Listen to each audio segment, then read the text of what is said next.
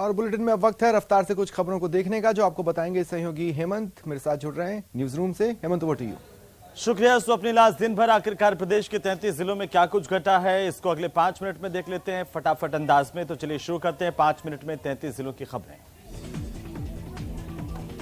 उदयपुर के घंटाघर थाना इलाके में गणगौर घाट झील में युवक की तैरती हुई लाश मिलने से हड़कंप मच गया। युवक की लाश को गोताखोरों की सहायता से बाहर निकाला गया, एमबी अस्पताल के मोर्चरी में शिफ्ट करवाया गया। उदयपुर में कुमारों का भट्टा और सेवाश्रम पर बने फ्लाईओवर से ट्रैफिक जाम की समस्या से अब निजात मिलेगी। इन दोनों फ्लाईओवर के शुरू होने के बाद अब यातायात सुचारू रूप से चल पाएगा।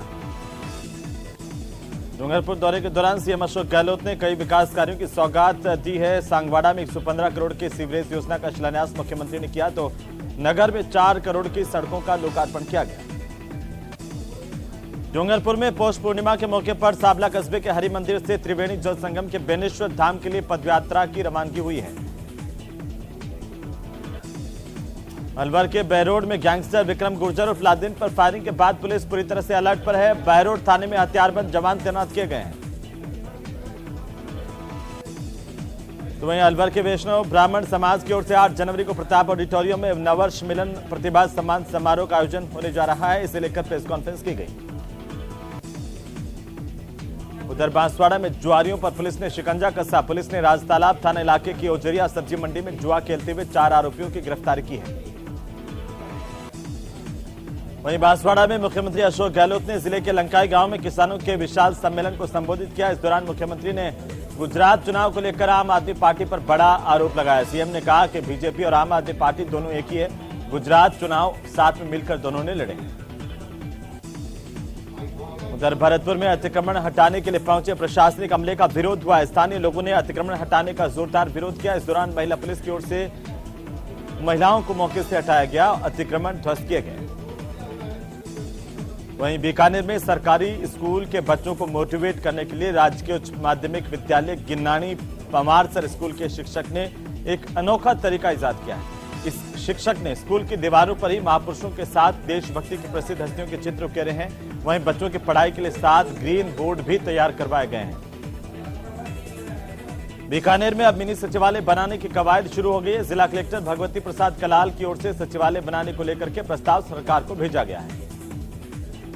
तो भारतीय जनता पार्टी के दौसा के महुआ में जन आक्रोश सभा का आयोजन किया गया। सभा में उपनेता प्रतिपक्ष राजेंद्र राठौड़ के साथ ही राज्यसभा सांसद डॉक्टर किरोड़ीलाल मीणा, विधायक मदन दिलावर समेत अनेक भाजपा नेता मौजूद रहे। झुंझुनू में सर्दी का कहर जारी है। उदयपुर वाटी इलाके में कई जगहों पर सुबह बर्फ जमी हुई नजर आई और आम जनजीवन पर इसका व्यापक असर देखने को मिला।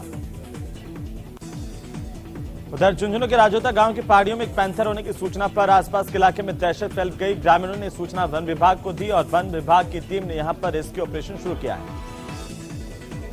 जोधपुर से ओसिया जाने वाले मार्ग पर एक भीषण सड़क हादसा हुआ, जहां पर बस और ट्रक में जोरदार भिड़ंत हुई है। 4 लोगों की मौत हुई। जानकारी मिलने के बाद ओसिया विधायक दिव्या मदेरना मौके पर पहुंची और घायलों से अस्पताल में जाकर उनके हालचाल जाने।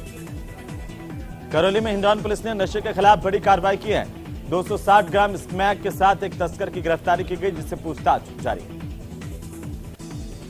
करौली जिले में शीतलहर और कोहरे से जनजीवन अस्त व्यस्त हो गया है। सर्दी के चलते लोगों का घरों से बाहर निकलना दूभर हो गया है। उधर कोटा में एक बार फिर से चाकूबाजी की घटना सामने आई है और यहां पर आधा दर्जन बदमाशों ने 2 युवकों को चाकू से हमला कर घायल कर दिया।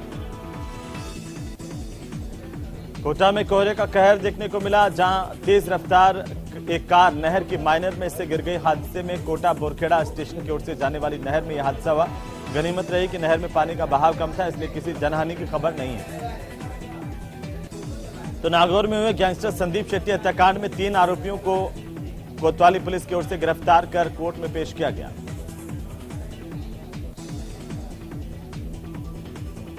उधर राजसमंद जिला मुख्यालय पर दत्तात्रेय महाविद्यालय में पटवार प्रशिक्षण शाला चल रही है। इसका जिला कलेक्टर उपखंड अधिकारी की ओर से निरीक्षण किया गया। सवाई माधोपुर में जहां एक पति ने अपनी पत्नी पर तेजाब डाल दिया और इससे गंभीर रूप से ये महिला झुलसी है। घायल महिला का गंगापुर सिटी के सामान्य अस्पताल में इलाज जारी है। सीकर में पशुपालन विभाग के कर्मचारियों ने विभाग के संयुक्त निदेशक डॉक्टर सुमित्रा के खिलाफ मोर्चा खोल दिया है। कर्मचारियों की ओर से संयुक्त निदेशक के खिलाफ प्रदर्शन किया गया। श्रीगंगानगर में सर्दी के तीखे तेवर बरकरार है और समूचा श्रीगंगानगर जिला घने कोहरे की चपेट में आ गया है। वहीं तापमान में भी लगातार गिरावट लोगों के लिए परेशानी का सबब बनी हुई है। अजमेर में नगर निगम की ओर से स्वच्छता के नाम पर व्यापारियों से वसूले जा रहे यूजर चार्ज का व्यापारी घनघोर तरीके से विरोध कर रहे हैं। 12 जनवरी को निगम में होने वाली साधारण सभा की बैठक से पहले ये विवाद और ज्यादा बढ़ सकता है। अजमेर जीआरपी पुलिस ने गणतंत्र दिवस और उर्स के मौके पर कार्रवाई करते हुए 2 तस्करों की गिरफ्तारी की है। पूछताछ जारी है। चित्तौड़गढ़ में पुलिस ने माइंस कर्मचारियों से मारपीट और अपहरण मामले का खुलासा कर दिया। इस मामले में 4 आरोपियों की गिरफ्तारी कर ली गई है। प्रतापगढ़ में जमीन बेचने के नाम पर ठगी करने वाले एक युवक को कोतवाली थाना पुलिस ने गिरफ्तार किया। पूछताछ जारी है। पश्चिम बंगाल में करोड़ों रुपए के फर्जीवाड़ा केस में चूरू से पवन सुराणा की गिरफ्तारी हुई है। ये महाठग था। यहां पर कोलकाता से चूरू इकोनॉमिक ऑफेंस सेल पहुंची थी और इस महाठग पवन सुराणा को गिरफ्तार कर कोर्ट में पेश किया गया। उधर 12 शहर में दिन दहाड़े फायरिंग की घटना से दहशत है। इस दौरान एक हत्या के आरोपी युवक रोहित नागर को गोली लगी है। घायल युवक आजाद हत्याकांड में आरोपी था। भीलवाड़ा जिले में सर्दी अपना सितम दिखा रही है। मरुधरा सर्दी की चपेट में है। भीलवाड़ा में सुबह से ही सर्दी का असर देखने को मिल रहा है और आम जनजीवन पर सर्दी का व्यापक असर है। उधर सिरोही में अस्पताल की लापरवाही के चलते एक अस्पताल परिसर में कुत्तों ने नवजात को नोच लिया। मासूम को अस्पताल स्टाफ ने छुड़वाया। बाड़मेर जिले के सदर थाना इलाके में सनावड़ा गांव में एक महिला की खेजड़ी के नीचे गिरने से मौत हो गई।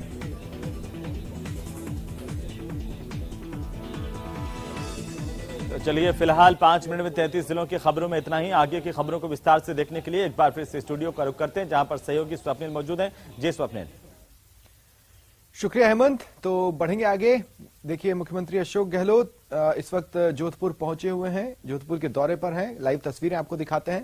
देखिए, अब से कुछ देर पहले ही उन्होंने अस्पताल में हादसे के घायलों से मुलाकात की थी और अब वो जोधपुर में अन्य कार्यक्रम में शिरकत कर रहे हैं। हस्तशिल्प उत्सव 2023 का उन्होंने उद्घाटन किया है। फीता काटकर सीएम ने उद्घाटन किया।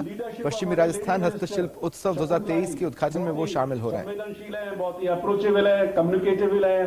कभी आप उनसे बात कर सकते हैं। आपको लगेगा नहीं कि हम इंडस्ट्री मिनिस्टर से मिलने वाले हैं। तो मैं समझता हूं यू आर क्वाइट फॉर्चुनेट, मैं कह सकता हूं। और प्रभारी मंत्री होने के नाते और चित्तौड़गढ़ से बड़ी खबर है। पुलिस की तस्करों के खिलाफ बड़ी कार्रवाई सामने आई है। 456 किलो अवैध अफीम डोडा चूरा जब्त किया गया है। तस्करों ने पुलिस पर इस दौरान फायर भी किया। तस्करों का निशाना चूका। कार के ऊपर से उनकी गोलियां निकल गईं। अंधेरे का फायदा उठाकर हालांकि तस्कर भागने में कामयाब रहे। पुलिस ने हत्या का प्रयास, एनडीपीएस एक्ट और अवैध हथियार मामले में प्रकरण दर्ज कर लिया है। और उदयपुर से बड़ी खबर है। चाकूबाजी की वारदात सामने आई है। बताया जा रहा है कि आपसी कहासुनी में चाकू निकल आए और चाकू से वार किया गया। एक युवक पर चाकू से हमला हुआ, वो घायल है, उसे अस्पताल में भर्ती करवा दिया गया है। इधर जो हमलावर था, यानी जिसने चाकूबाजी की वारदात को अंजाम दिया, पुलिस ने उसे हिरासत में ले लिया है। आपसी कहासुनी में चाकूबाजी की ये वारदात हुई है। राजधानी जयपुर में वेस्ट जिले की पुलिस ने एक बड़ी कार्रवाई कर 404 एंड्रॉयड मोबाइल बरामद किए। इनकी कीमत करीब 50 लाख आंकी जा रही है। ये मोबाइल फोन करीब 1 साल में जयपुर के वेस्ट जिले के विभिन्न थाना इलाकों में गुम हुए, चोरी हुए, जिनको पुलिस ने मुस्तैदी के साथ टेक्निकल सर्विलांस ब्रांच की मदद से बरामद किया। शुक्रवार को डीसीपी वेस्ट वंदिता राणा ने मोबाइल को उनके मालिकों तक पहुंचाने की शुरुआत की। करीब 15 से 20 व्यक्तियों को डीसीपी वेस्ट ऑफिस में ये मोबाइल लौटाए गए। कई महीनों बाद अपने मोबाइल हासिल करने वालों उनके मालिकों के चेहरे पर खुशी दिख रही थी।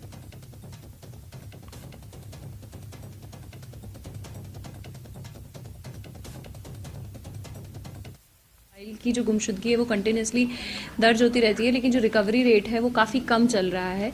तो उसके ऊपर विशेष रूप से 1 महीने के अभियान के रूप में हमने सभी थानों को टास्किंग दी और जितने भी मोबाइल पिछले 1 साल में गए थे उनके ऊपर वर्क किया। तो टोटल पूरे वेस्ट ज़िले में 404 मोबाइल्स की जो है वो रिकवरी की गई है। ये सभी मोबाइल गुमशुदा कैटेगरी के थे। चोरी वाले हम रेगुलरली पकड़ते भी रहते हैं, गिरफ्तार भी करते रहते हैं। अब इन परिवादियों को ये जो मोबाइल्स हैं ये दिए जाएंगे। इसमें अलग अलग थानों की अलग अलग परफॉर्मेंस रही है, जिसमें बनी पार्क थाने ने सबसे ज़्यादा मोबाइल्स रिकवर किए हैं, 72। सो जो जैसा कि आप देख सकते हैं ये सभी मोबाइल इसी कार्रवाई के अंदर रिकवर। राजस्थान सरकार की ओर से महिलाओं को जल्द बड़ी खुशखबरी दी जा सकती है। मासिक धर्म के दौरान होने वाली परेशानियों से महिलाओं को राहत देने के लिए वर्क फ्रॉम होम की सुविधा मिल सकती है। राजस्थान राज्य समाज कल्याण बोर्ड ने मासिक धर्म के दौरान महिलाओं को वर्क फ्रॉम होम करने समेत 9 प्रावधानों को राज्य सरकार के पास भेजने का निर्णय लिया।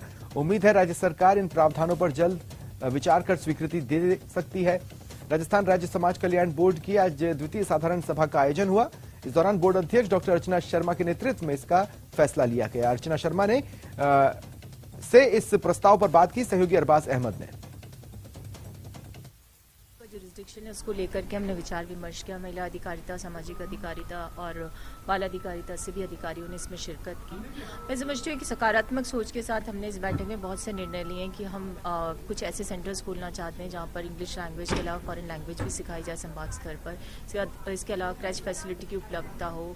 महिलाओं के लिए हमने एक विशेष प्रावधान सोचा है कि हमारे पास बहुत से लोग आते हैं कि जिस समय पीरियड होता है उस समय महिलाओं को तकलीफ होती है, तो हम सकारात्मक सुझाव सरकार को प्रेषित करना चाहते हैं कि वर्क फ्रॉम होम की यदि सुविधा उस महिला को दे दी जाए 1 या 2 दिन के लिए, क्योंकि आजकल ये फाइलिंग तो शुरू हो ही गया है। आज के इस दौर में आप देखते हैं कि जो परिवार है उसमें विघटन हो जाता है, सोच विकसित नहीं हो पाती, कैसे वापस से समन्वय बिठाया जाए। और साथ ही साथ हम भविष्य में संभाग स्तर पर भी हमारे समाज कल्याण बोर्ड की बैठकें आयोजित करके और कलेक्टर्स के साथ, संभागीय आयुक्त के साथ संवाद करेंगे, क्योंकि सरकार की योजना के प्रचार प्रसार की जिम्मेदारी महत्वपूर्ण। केंद्र सरकार के स्मार्ट सिटी मिशन में जयपुर सिटी को भी स्मार्ट बनाना था, लेकिन यह मिशन पूरा होने की ओर है और जयपुर में फिलहाल आधे काम भी नहीं हुए। स्मार्ट सिटी के नाम पर करोड़ों बहाए गए। सिटी में वो स्मार्टनेस ढूंढने से भी नहीं मिल पा रही जिसका सपना था। शहर को स्मार्ट बनाने के मकसद के साथ जयपुर स्मार्ट सिटी में हेरिटेज को भी खूबसूरत बनाने की प्लानिंग थी। जयपुर स्मार्ट सिटी पर 1000 करोड़ रुपए खर्च हो रहे हैं। 133 प्रोजेक्ट के जरिए स्मार्ट सिटी बनाने का काम 7 सालों से चल रहा है। जगह जगह गंदगी का ढेर दिखता है। स्मार्ट सिटी मिशन की रफ्तार जयपुर में इस तरह भी रही कि कछुआ भी अपनी चाल पर गर्व करने लग जाए। लिहाजा आधे अधूरे कामकाज ने लोगों की मुसीबत बढ़ाई। 790 करोड़ खर्च, लेकिन शहर की सूरत बदलती नहीं दिखी।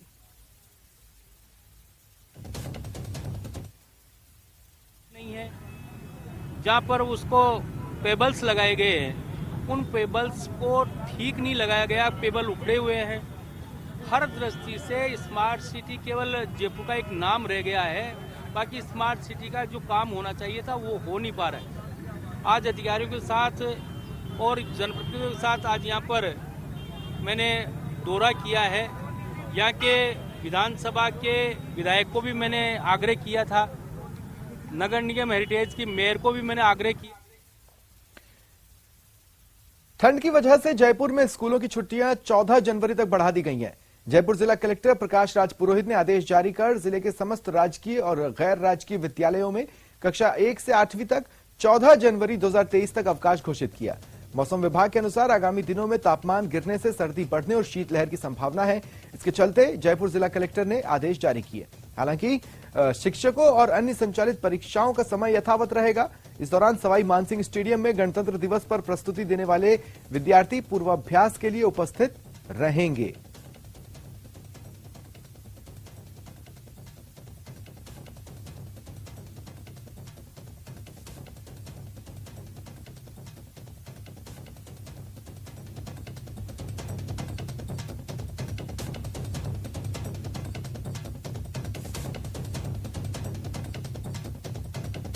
सभी स्कूलों को अनिवार्य रूप से इस आदेश का पालन करना होगा। इसका पालन नहीं करने पर उन पर कार्रवाई भी होगी। और झालावाड़ से बड़ी खबर है, स्कूलों में अवकाश के दिन बढ़ा दिए गए। शीतलहर को देखते हुए यह फैसला लिया गया।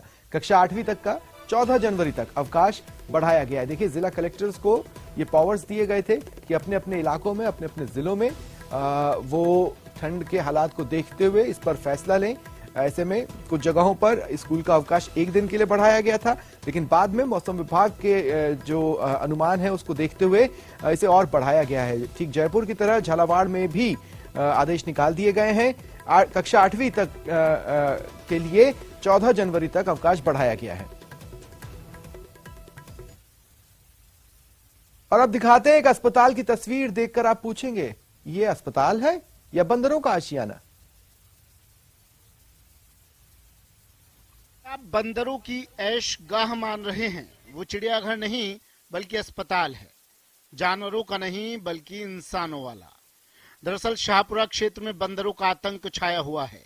बंदरों ने अब शाहपुरा के राजकीय उप जिला अस्पताल को ही अपना आशियाना बना लिया है। दिन भर बंदर अस्पताल परिसर में धमा चौकड़ी मचाते रहते हैं।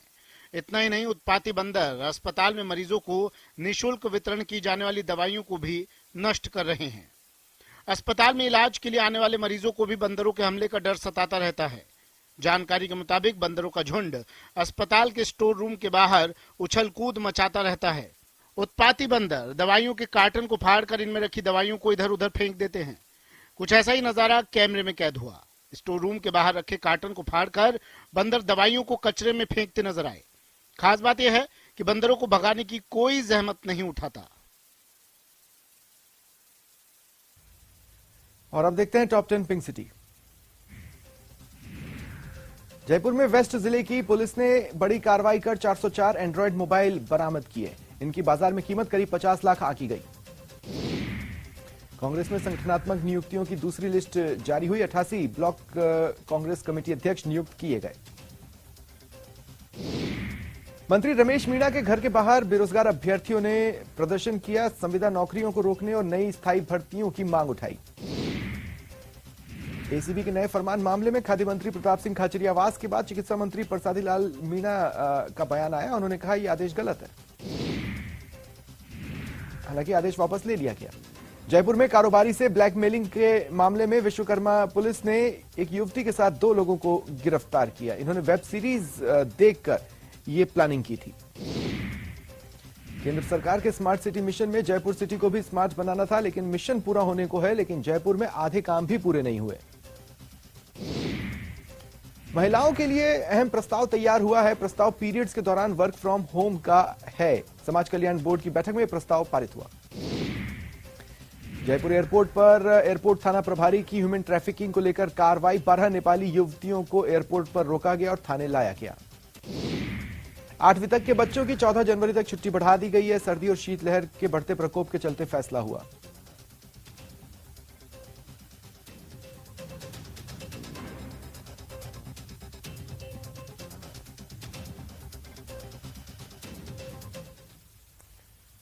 फिलहाल इतना ही। एक छोटे से ब्रेक के बाद देखिए प्राइम डिबेट में बड़ी बहस, जन आक्रोश में कितना जोश।